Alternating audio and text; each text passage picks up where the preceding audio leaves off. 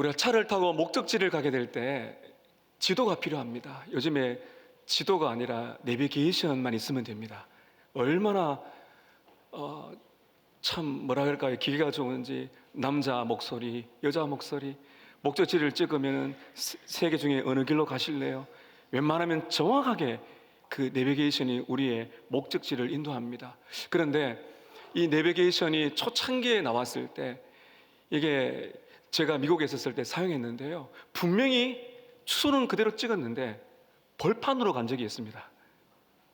지금은 그렇지 않지만 여러분, 우리의 인생의 목적지가 있는데 우리가 내비게이션 지도에다가 우리 가는 목적지를 찍었어요. 그런데 여러분, 이게 내가 어디로 가는지를 제대로 알지 못한다면, 확신이 없다면 과연 우리는 내일의 어떤 소망을 가지고 살아갈 수가 있겠습니까? 저와 여러분의 인생의 지도, 여러분의 인생의 내비게이션은 무엇입니까? 우리는 이 기독교 신앙이란 거는 우리가 오늘 읽고 있는 이 성경 하나님의 말씀이 우리의 인생의 내비게이션인 줄로 믿습니다. 오늘 이 자리에 오셨는데 우리 특별히 VIP 여러분께서 예수님을 만나셔서 그 예수님이 허락하시는 새로운 삶의 길을 걸어가시는 그 인생의 길을 찾으시기를 또한 축복합니다. 오늘 저는 한 이야기를 하나 들려드리려고 하는데 성경에 나오는 이야기입니다. 젊은이인데 이 젊은이는 참 성공했어요. 부자입니다. 괜찮은 이 신분입니다. 근데 이 사람이 예수님을 찾아옵니다. 전혀 예수님을 찾을 것 같지 않은 한 청년이 예수님을 찾아와서 예수님과 질문을 하게 되는데 이 질문 속에 인생의 비밀을 발견하게 됩니다. 오늘 저는 여러분 이 이야기를 통해서 새로운 삶을 얻는 새로운 삶의 길을 다 만나시기를 축복합니다. 오늘 첫 번째는 영생의 길을 찾는 사람이 등장합니다. 여러분, 사람은 질문을 잘 내야 됩니다. 내가 어떤 질문을 가지고 있느냐가 내 인생의 결론을 이룰 수가 있는데요, 오늘 등장하는 이 한 사람은 오늘 본문에 보면 한 사람에 나와 있지만 똑같은 이야기는 마태복음과 누가복음에 보면은 이 청년이고요, 돈이 많고 그리고 괜찮은 직위가 있는 관리였어요. 오늘 여러분 말씀의 17절 한번 보시길 바랍니다. 예수께서 길에 나가실새 한 사람이 달려와서 꿇어 앉아 묻사오되 선한 선생님이여 내가 무엇을 하여야 영생을 얻겠습니다.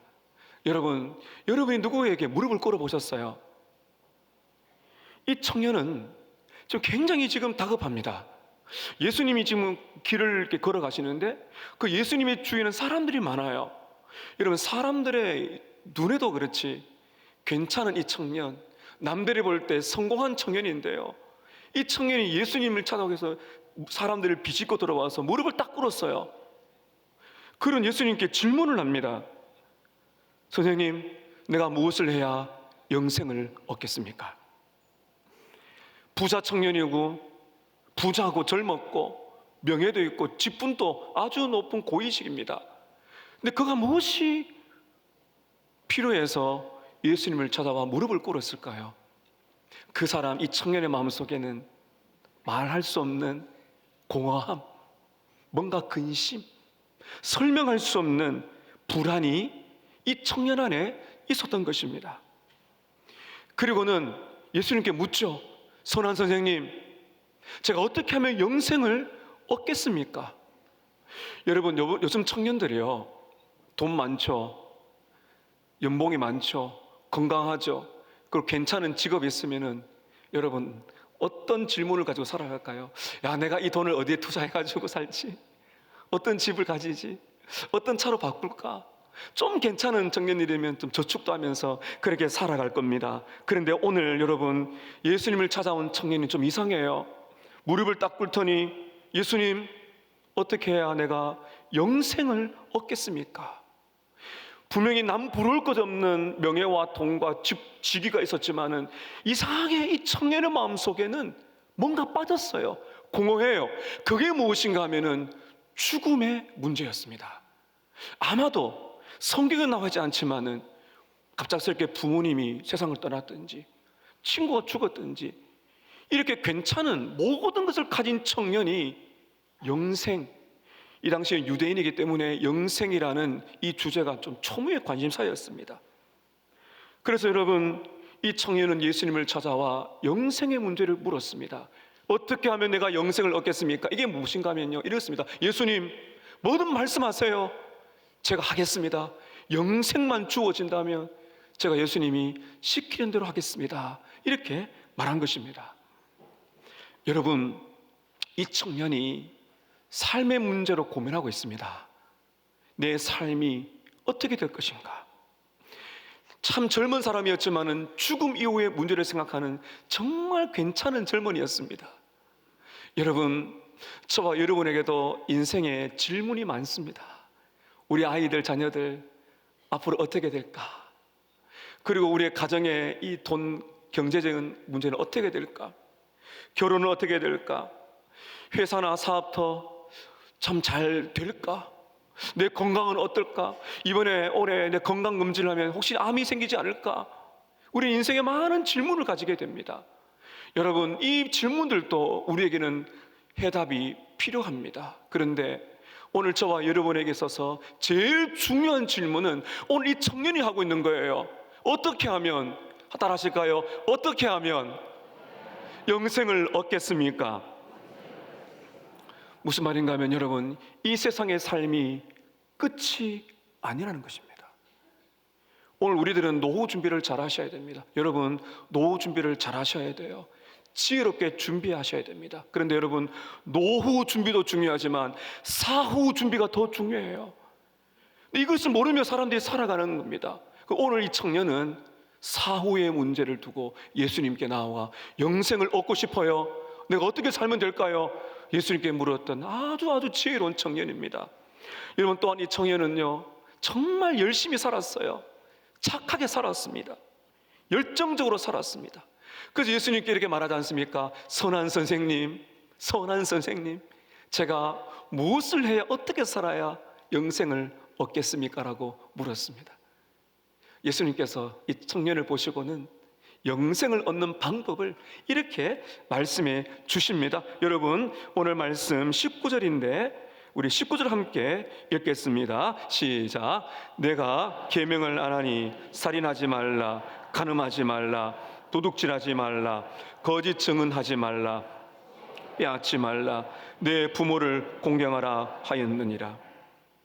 이 말입니다. 너가 영생을 얻기 원한다면, 구원을 얻기 원한다면 성경에 나오는 모든 계명들을 다 지키는데 예수님은 6개, 이게 10계명에서 5번째부터 10번째까지 나오는 거예요. 순서는 섞였지만 너 계명 알지? 10계명 알지? 살인하지 마라, 간음하지 마라, 거짓말하지 마라, 남을 속이지 말고, 탐내지 말고, 빼앗지 말고, 너의 부모를 공경하며 살아라. 이 계명대로 살면 너 영생 얻을 수 있어. 여러분, 10계명 5번째에서 10번째, 이게 사람들과의 관계성 속에서 예수님이 이렇게 살면 너 영생 얻을 수 있다고 말씀한 겁니다. 이 말씀을 예수님께서 마태복음 19장 17절에 뭐라 딱 하나로 말씀하셨죠. 내 이웃을 너의 몸처럼 사랑해라. 그러면 너 영원한 생명을 얻을 거라고 말합니다. 여러분, 이때 이 청년이 이제 웃음이 싹 나와요. 야, 이제 됐구나, 나의 영생 얻을 수 있겠구나 하면서 20절에 보면 이렇게 자신만만하게 이야기합니다. 20절에 제가 읽어보겠습니다. 그가 여짜오되 선생님이여, 이것은 언제부터요? 내가 어려서부터 다 지켰습니다. 예수님, 살인하지도 않았고요, 간음하지도 않았고, 도둑질을 하지도 않았고, 거짓말하지도 않았고, 남의 것을 빼앗은 적도 없고, 부모님을 섭섭하게 한 적도 없습니다. 이 사람이 이렇게 말하는 이유는 옆에 있는 사람들이 많으니까요. 누가 봐도 칭찬받을 만한 젊은이에요. 여러분, 얼마나 삶을 착하게 살았는지 우리가 알 수가 있는 것입니다. 안도의 한숨을 속 쉬면서 웃으면서 예수님께 이렇게 말한 거죠. 예수님, 이 정도면 됩니까? 저 충분히 살았거든요. 제가 다 지켰습니다. 뭐 부족한 거 있을까요? 정말 타의 초종을 부러워하는 이런 젊은이입니다. 여러분 보세요. 부와 명예, 또 나름의 괜찮은 이 직장, 그리고 남 부럽지 않게 살 뿐만 아니라 다른 사람을 바라봐도 정말 이런 청년이 없을 정도로 착해요. 이런 사람이 구원받지 않을까요? 그런데 문제가 있습니다. 이야기는 이렇게 끝나지 않습니다. 이게 우리의 이야기예요. 예수님의 눈에는 이 청년이 너무 귀했지만 이 청년의 심각한 문제가 있습니다. 오늘 그래서 말씀 두 번째는 영생의 길을 주시는 예수님 이야기입니다. 예수님은 우리에게 이렇게 말씀하십니다. 따라 하실까요? 모든 사람은 선할 수가 없습니다. 여러분, 사람은 선할 수 없어요. 오늘 말씀 18절을 보시게 되면 예수님께서 이렇게 말씀하십니다. 내가 어찌하여 나를 선하다 하느냐?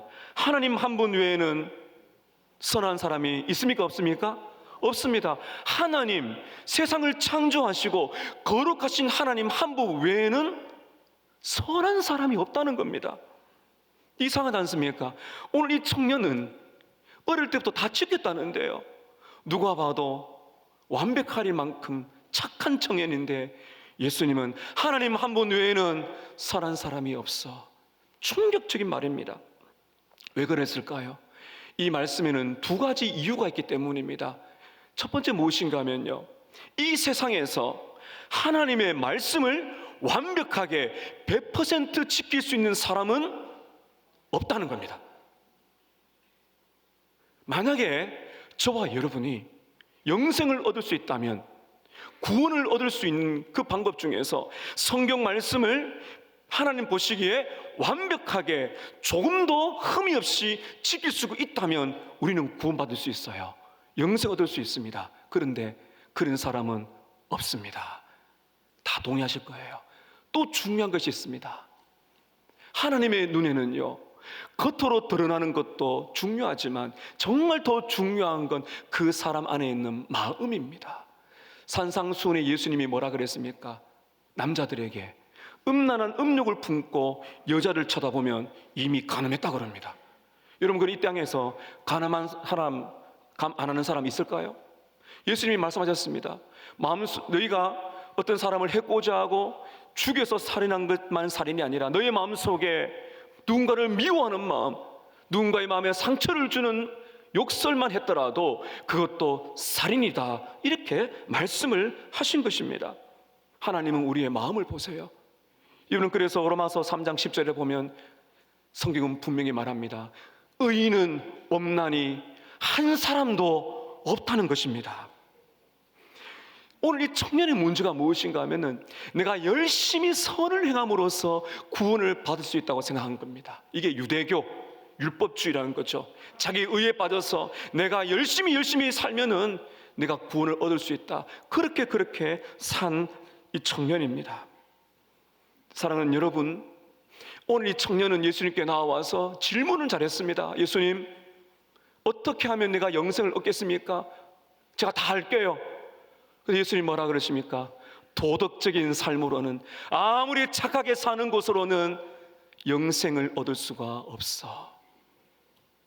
사랑하는 여러분, 이 청년은 질문은 귀했습니다. 영생을 얻는 방법은. 그런데 진짜 방법이 틀렸다는 것입니다.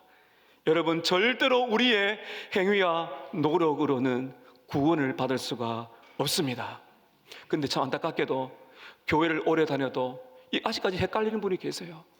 특별히 어려서부터 교회를 이렇게 다니신 분들 보면 내가 열심히 신앙생활하고 어려서부터 칭찬받죠. 성경 암송대회에 나가면 잘 상도 받죠. 그리고 특별히 다른 사람이 어렵게 한 적도 없어요. 하나님의 말씀 열심히 믿고 세상에 나가도 사람들에게 흠잡힘이 없이 살아가는 사람이 있습니다. 여러분, 그렇다고 구원을 받는 것이 아닙니다. 어떤 분이 교회에 오셨어요.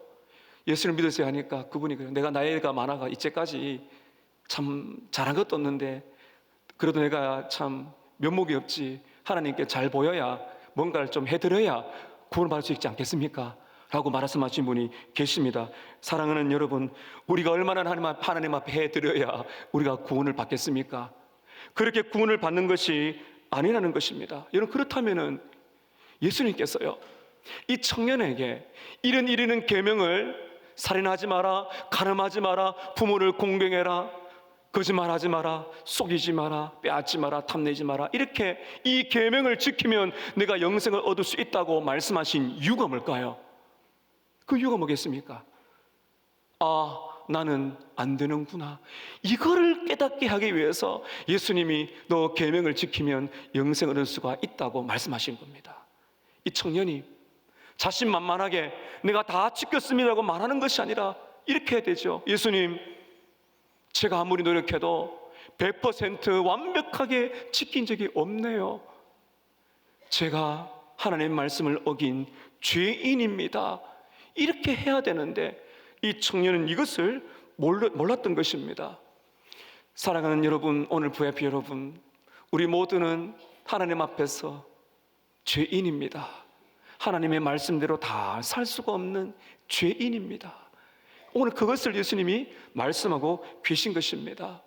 예수님이 이 청년을 바라보시면서 오늘 특별한 마음을 가지셨는데 예수님이 이렇게 마음을 표현하세요. 여러분, 오늘 21절 보십시오.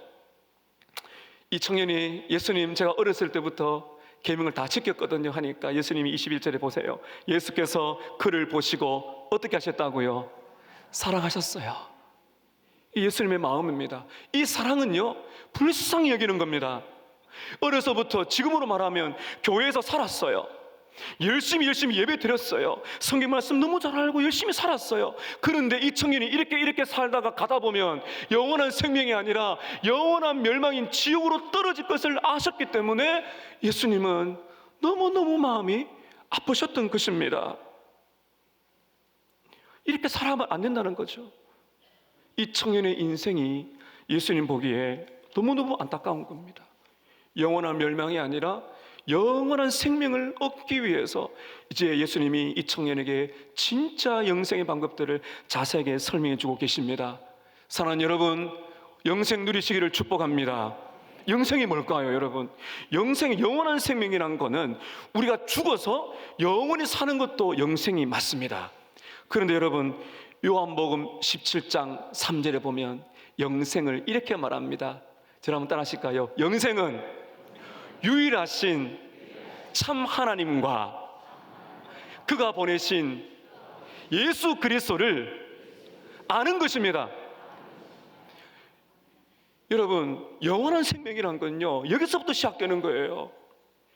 이 땅에 유일하신 한 분이신 하나님과 하나님이 보내신 예수 그리스도를 아는 것, 믿고 아는 것, 이 땅에서 예수님과 함께 살다가 내가 죽는 그 순간에 예수님과 함께 영원히 사는 이것이 여러분 영생인 줄로 믿습니다. 여러분, 그렇다면 여러분, 예수가 없으면 영생은 없어요. 예수가 없으면 영생이 없다는 겁니다. 우리 예수님께서 이 청년에게 이제 영생의 길을 좀 더 설명해 주십니다. 너가 선하게 사는 것으로 구원받지 못해 말씀하셨고, 또 하나 중요한 것이 있는데 여러분 21절을 보게 되면 이 청년의 문제 하나 더 있습니다. 21절 보십시오. 예수께서 그를 보시고 사랑하사 이르시되, 자, 그 다음에 함께 읽겠습니다. 시작. 내게 아직도 한 가지 부족한 것이 있으니 가서 내게 있는 것을 다 팔아 가난한 자들에게 주라. 그리하면 하늘에서 보화가 내게 있으리라. 그리고 와서 나를 따르라. 예수님이 뭐라 말씀하세요? 그에게 너가 지금 한 가지가 부족한데 이 한 가지 해. 그 한 가지가 뭐예요? 너에게 있는 모든 재산을 다 팔아서 가난한 사람들에게 주고 나를 따라와. 자, 여러분, 쉽습니까? 어렵습니까? 정말 우리가 예수님 그 구원을 받고 영생 받으려면 우리 모든 소유를 다 팔아야 됩니까? 다 가난한 사람에 주어야 될까요? 그럼 여기 있는 저와 여러분, 이렇게 하면 구원받을 수가 없을 거예요. 또 하나, 다른 건 다 잘하는데 요거 하나만 더 하면 구원을 받는다는 말일까요? 그렇지 않습니다. 중요한 것이 있습니다. 예수님이 청년에게, 예복의 젊은이, 자네 재산을 팔아라. 다 가난한 사람에게 주고 나를 따라와. 그 영생을 받을 거야 라고 하신 말씀은 이 청년 젊은이 안에 있는 가장 심각한 문제, 그걸 예수님이 말씀하신 거예요. 여러분, 이 청년 안에 있는 가장 심각한 문제가 뭐예요? 이 사람에게는 하나님이 따로 있다는 거예요. 이 사람에게는 우상이 있어요. 그 우상이 뭘까요? 돈입니다. 그의 인생에는 돈이 신이었다는 겁니다. 여러분, 그래서 예수님은 이 청년의 그 마음을 아셨어요. 청년에게 제일 지금 딱 붙들고 있는 소중한 것이 뭔가 하면 돈이에요. 그래서 예수님이 너 그거 내려놔야 돼. 너 그거 내려놔야만 나를 따라올 수 있어 라고 말씀을 하신 겁니다. 왜냐하면 이 청년의 인생의 주인이 돈이었기 때문입니다. 예수님은 청년에게 말씀하셨습니다. 너 이렇게 하면 너 재산 다 팔고 가난한 나라 주고 나를 따라와. 그러면 너희에게는 하늘의 보화가 있을 거야. 하늘의 보화가 있다는 겁니다. 여러분, 이 땅에 예를 들어볼게요. 여러분, 은행 계좌에 100만 원이 있어요. 근데 하늘나라의 계좌에 100억이 있어요. 그럼 우리는 뭐를 선택해야 될까요? 100억을 붙들어야 되는데 이 청년이 너무나 어리석고 안타까워요. 여러분, 말씀을 보시길 바랍니다. 22절입니다. 그 사람은 뭐가 많다고요? 재물이 많은 거로 이 말씀으로 인하여 슬픈 기색을 띠고 근심하며 자기 집으로 돌아갔어요. 예수님을 떠나버렸습니다. 여기 보시게 되면 이 슬프다 한 이 단어가 어떤 뜻인가 하면 침울하다, 낙심되다, 절망되다, 놀란다는 뜻입니다. 여러분, 좀 전마다 우리 예수님이 너의 계명을 다 지켜 이렇게 지키면 너 영생 얻을까 했을 때 이 청년이 어떻게 했어요? 예수님, 웃으면서 저 어릴 때부터 다 지켰거든요. 감사합니다 예수님, 오늘 해답을 찾았습니다 말하고 있는데 예수님 뭐라 그래요? 너 재산 다 팔고 와라 하니까 충격을 받은 거죠. 오늘 재산이 너무 많아서 그 예수님 말씀 듣고 충격받고 웃던 얼굴이 갑자기 여러분 사색이 되면서 침울해지고 절망스러워가면서 예수님을 떠나버렸습니다. 돈 때문에 영생을 얻는 것을 포기한 것입니다. 여러분, 좀 전에 이 청년은 어떤 마음을 가졌습니까? 예수님께, 예수님, 제가 영생을 얻기 위해서 예수님이 어떤 말씀을 하시든 간에 제가 다 할게요. 왔어요. 근데 예수님은 돈 문제를 말씀하셨을 때 이 청년의 문제가 무엇입니까? 예수님보다 돈이 더 중요한 겁니다. 예수님보다 돈이 더 사랑스러운 겁니다. 쉽게 말하면 이 청년에게 있어서는 돈이 자신의 전부였다는 겁니다. 돈이 눈이 멀어서 영생의 말씀을 하시는 그 예수님을 외면하고 떠나버렸습니다. 100만 원을 붙들기 위해서 100억을 놓친 어리석은 사람과 같이 말입니다. 여러분, 결국 이 사람의 문제가 무엇입니까? 5계명에서 6계명뿐만 아니라 여러분 10계명의 제일 첫 계명이 뭐예요? 너는 나 외에 다른 신을 두지 말라. 이것을 예수님 뭐라 하셨습니까? 너의 마음과 뜻과 정성을 다하여 주 너의 하나님을 사랑하라. 이걸 놓친 거죠, 이 청년이. 여러분, 오늘 예수님이 그랬습니다. 너 지금 있는 모든 재산을 내려놓으면 예수님이 어떤 약속하셨어요? 하늘 보화가 있을 것이다. 이런 그 하늘 보화가 뭘까요? 약속하신 하늘 보화는 영생이죠. 근데 정말 여러분, 이 하늘 보화는 영생인데 궁극적으로 하늘 보화는 누구를 말할까요? 예수님 자신입니다. 요한복음 14장 6절에 예수님 뭐라 말씀하셨습니까? 내가 곧 길이요 진리요 생명이니 나를 닮지 않고는 하나님 아버지께로 갈 자가 없느니라. 최고의 보물은 예수님입니다. 여러분, 예수님이 지금 이 청년을 보고 있는 거예요. 이 청년은 세상의 모든 것을 가졌지만 예수님을 눈앞에서 놓쳤습니다. 결국 이 청년은 모든 것을 잃은 자였습니다. 오늘 예수님이 저와 여러분에게 묻습니다. 너의 인생에 가장 중요한 것이 무엇이니? 사랑하는 여러분, 오늘 여러분에게 가장 중요한 것이 무엇입니까? 여러분의 돈입니까? 여러분의 건강입니까? 여러분의 가정입니까? 여러분의 직장입니까? 여러분의 성공입니까? 청년들은 사랑입니까? 무엇인가요? 그게 여러분의 우상이며 그게 여러분의 신, 여러분을 구원해 줄 수 있는 신이 오늘 여러분이 가장 붙들고 있는 그거예요.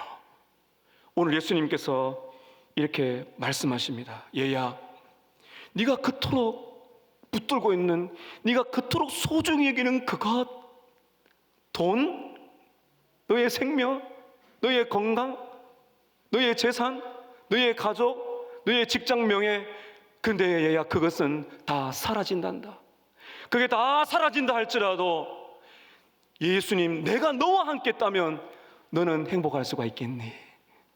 예수님께서 이렇게 묻고 계신 것입니다.